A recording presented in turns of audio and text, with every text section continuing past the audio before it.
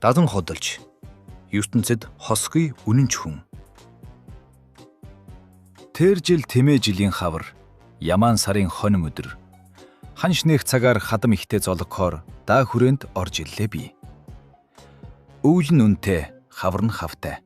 Бяруу бурчинтай, дааг далантай сайхан жил боллоо гэж. Хөдөөнийхэн хөөр болж, хүрээнийхэн найр болж байтал гай газар дороос, гахай модон дотроос гихчээр богд лантны нүдэн өвдөж, амбан ноёнтны чихэн хавдаж. Буян хийвэл идэгнэ, бурхан тахил сайжирна гэж мэрэгдэн айлдаад мэгчин төлөгдөөд мэдээч нь мэл гайхаж гинэ.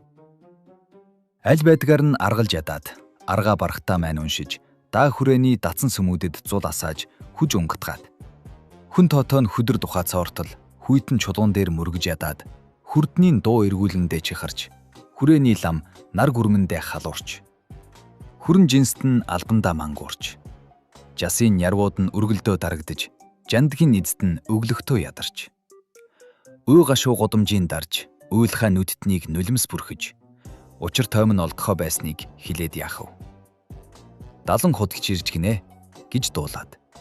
Тажиг наталд инээх цаг борж гэж хүрээний борчуул нь хүрдээ эргүүлэхээ мартаад хүүхэн чавганц нар нь мөргөл ирлээ орхиод далан худалж манай дарч гэлцэж айл бүгд өрж амтэн бүгд залж ам нээсэн нь инээж амар ирсэн нь нахилзэж байлаа. Тэгээд би үүлгэр ярьж амтныг инээлгэхээр хүрээ гандан хөлийн модчин сэлбийн гол элбийн зах хүртэл 20 шүн 2 өдөр нойргүй яваад хойд шүн арай хийж гэртээ иртэл амбан ноёнтон богд ламтан хоёрыг инээлгэн баясгуул энэ өвчин нь идэгнэ илэрсэн гайн арилнаа гэж мэрэг төлөг буусан учир шав яаманд дээдчүүдэн цугларч шар оройтод хамбанаар хуралдаж шадар түшмэл шав хошоогүй хилэлцээд далан ходолчийг ирүүлж даамай сайхан худал яриулаад даригтл нь инээлгээ гэж даа хүрээний ихсүүд нь дам дамдаа шийдэж гиндэ.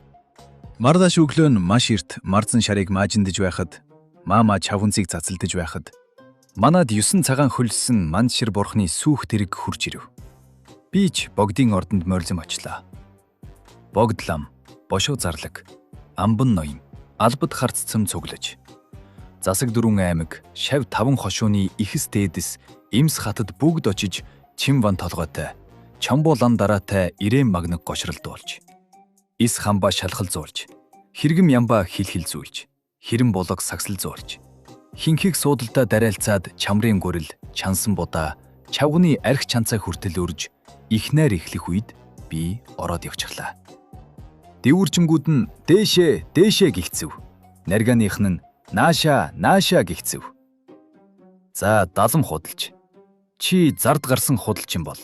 Залуу хөгшингүй инээлгэхээр зантай сайхан худал хилээд аль гэж дээгүү суудалтны дундаас дэвэр амт, даалам, дундуур суудалтны дундаас дүнхэр жасын ярав. Адгийн суудалтны дундаас амбан ноёны заргаж гурав. Ам нийлүүлж хэлв. Гончгсэм, 3 эрдэм минь. Энэ дэлхий өршөөж хайрлах минь яав да. Ирхэм дээдсүүд минь ээ. Эсэм минь дүлдэхэд хэцүү болжээ.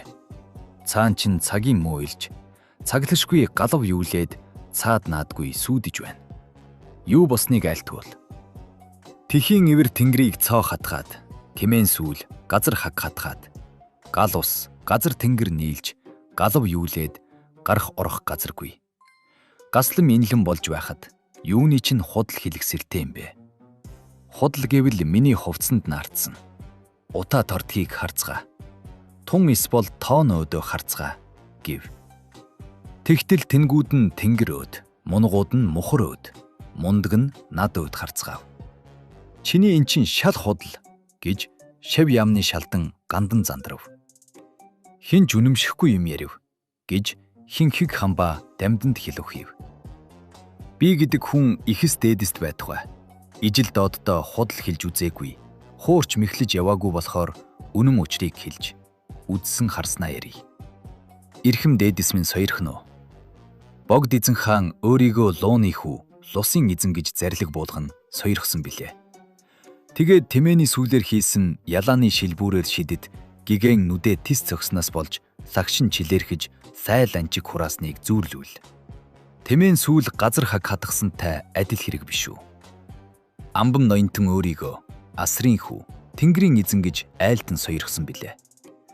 Тэгээд тхэн эврээр хийсэн хөөргнийхөө халбгаар гигэн сонорч ихээ ухаж байгаад хулхаа цоо хатгасныг зүүрлвэл тхэн эврээр тэнгэр цоо хатгасантай адил хэрэг биш үү? Үүнээс болж ядуу дооцсон янг нэж, эргэтэн дарахтан эмг нэж, гамшиг гачаал босныг зүүрлвэл газар тэнгэр хилэгнэж, галав юусантай адил биш үү гэж учрыг тайлж үгийг гаргаж хэлсэнд бүгдээрээ гайхаж бүлтгэр нүдээ эргэлдүүлв. Цөмөөрөө гайхаж цөөвөр хошууга царвайлгав. Богд лам нь бодлогүй зөв гэж богино хурууга гоцайлгав. Амбан ноён нь аргагүй зөв гэж атгэр хурууга гоцайлгав. Бүгдээрээ инээлтлээ. Бүр сүулт нь богд инээлээ. Адаг сүулт нь амбан нь инээлээ. Орд дүүрэн хөхрөлтлөө. Олбог тойрон инээлтлээ. Амар сайхан боллоо гэж амсар дүүрэн найралцгаав. Ингээд намайг энэ ертөнцид хосгүй үнэнч хүн гэж хойт урдгүй натлоод амбан ноён богд лам хоёрыг инээлгсэн гэж хүндэтгээд 20 аяг хорз, 70 аяг дарс сүгнэж, дархан ноёнтой мөр зэрэгцэж, даалантай эн чацуурч, наргиж наадаж байсныг наад цаадгүй мэднэ гэлээ.